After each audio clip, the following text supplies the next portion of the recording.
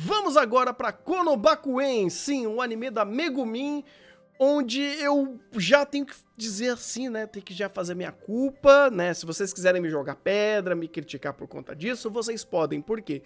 Eu não vi esse anime inteiro, eu vi ele em doses homeopáticas, eu fui pulando alguns episódios o pessoal foi me mandando no Pix, outros eu meio que fui vendo o que estava acontecendo por conta ali, um resumo, eu assisti de fato até o episódio 4, 5, e aí dali pra frente eu fui pulando algumas coisas, mas eu vi o último episódio pra conectar a história original. E, bem, aqui é basicamente a prequela falando a história da Megumin, ou eu diria uma DLC, porque essa história é uma DLC, basicamente. E, cara, Konobakuen, ele vai contar o passado da Megumin, e a gente tem algumas coisas interessantes pra conversar em cima disso, não pra necessariamente bater nessa obra, mas entender o que ela é, né?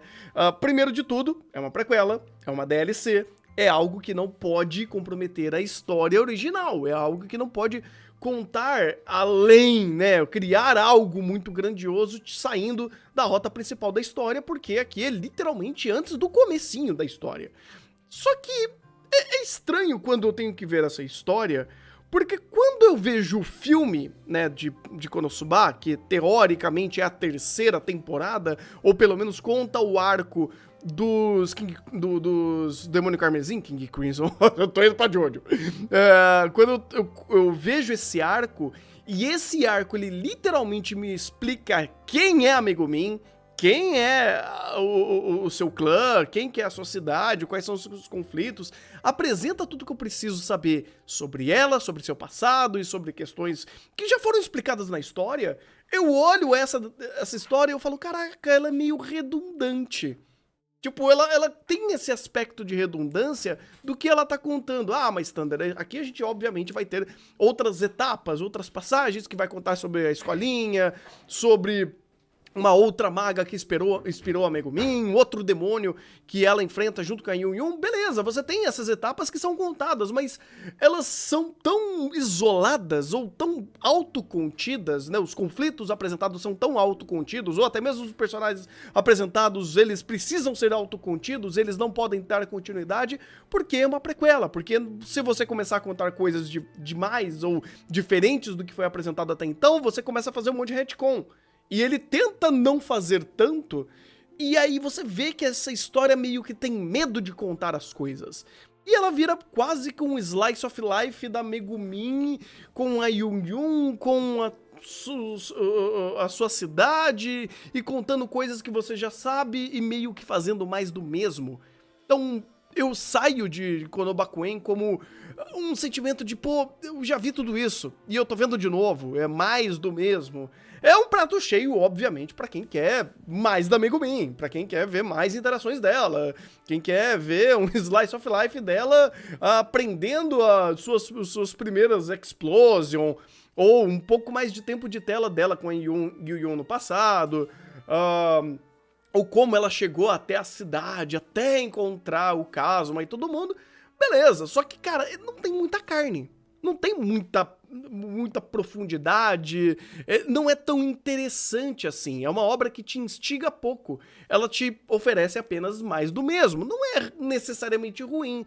Mas, poxa, quando você tem Konosuba como um ponto de comparação a Konobakuen, que, sendo uma prequela, você começa a ter alguns problemas essa comparação de fato, né? Porque, pô, Konosuba é uma história frenética, intensa, maluca.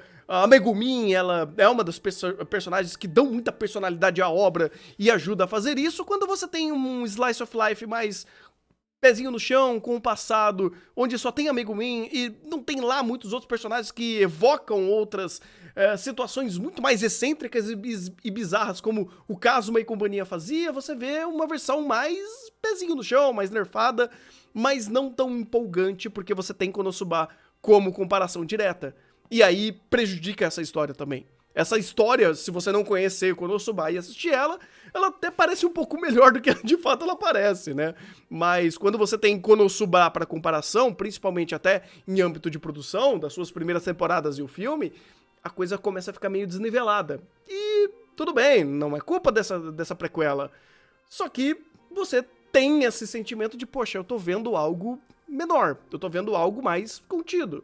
E se é essa experiência que você procura, é essa experiência que você quer, tudo bem, tranquilo, o anime até que faz seu trabalho, mas não cativa, não é empolgante, não é algo que vai te contar coisas incríveis que você até já não saiba, principalmente por conta do filme. E parece que essa Steph, inclusive, vai ser a Steph que vai fazer a próxima temporada também.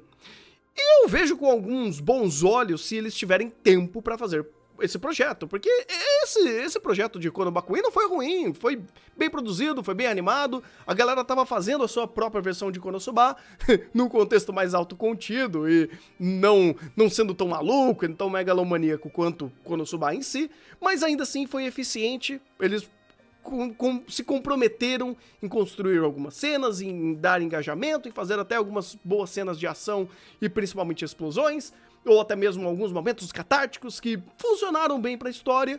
E tá aí, cara, foi um anime já feito da Megumin que é bacana, que é legal, mas ele só foi isso. Ele mirou apenas nisso e não tinha muito mais o que fazer, não tinha mais o que contar, porque ele já tava, como eu falei, sendo redundante até como anime. Redundante.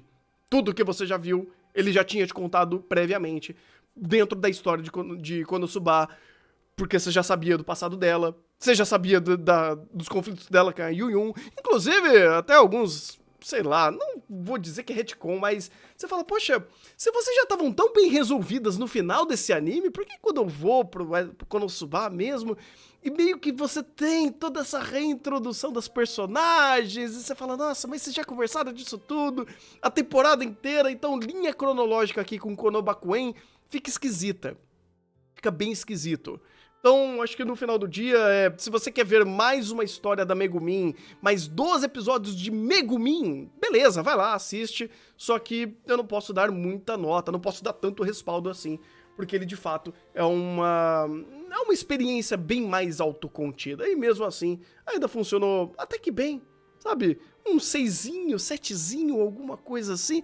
Eu vou dar 7, só por benefício à dúvida do que eu não vi alguns episódios.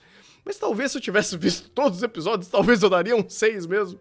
Porque, de novo, é o problema de ritmo. O problema é que ele não progride. E não tem como progredir, já que é uma prequela, né? No final do dia, eu vou dar um 6, vai. Eu vou dar um 6 aqui pra ele.